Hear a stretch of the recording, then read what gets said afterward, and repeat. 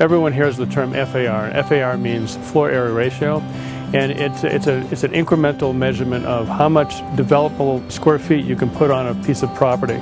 For instance, in the county, it has been roughly 13% of the lot area can be square footage. That's limited now to 5,750 square feet.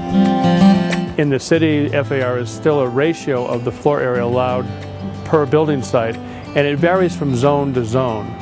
So it's important to understand the zoning that you're dealing with before you can assume how many square feet you're allowed to build.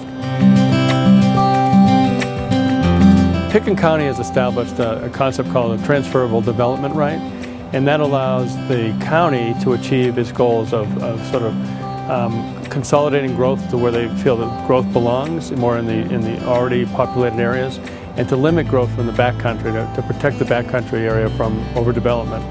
And to be fair to the people who have rights to build in the backcountry, they've developed a program to allow those people to sell the rights for development to people who are in the urban growth boundary area or closer into town.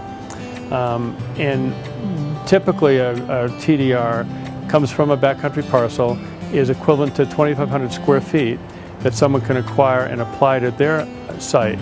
The only limits to that are zoning limitations on the site you want to move it to and how much square footage you already have.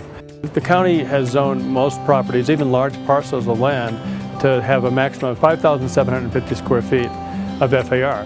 But if a parcel is larger than an acre and large enough to accept additional square feet, you can apply a TDR and go through a hearing officer and a site-specific development plan to have a TDR allowed to expand that square footage on a particular parcel that is large enough to handle it. The county still puts limits on how many TDRs can be applied to a property, and I think the current thinking is that if it's not a very visible site, then it doesn't have large impacts to any of the neighbors or to the public.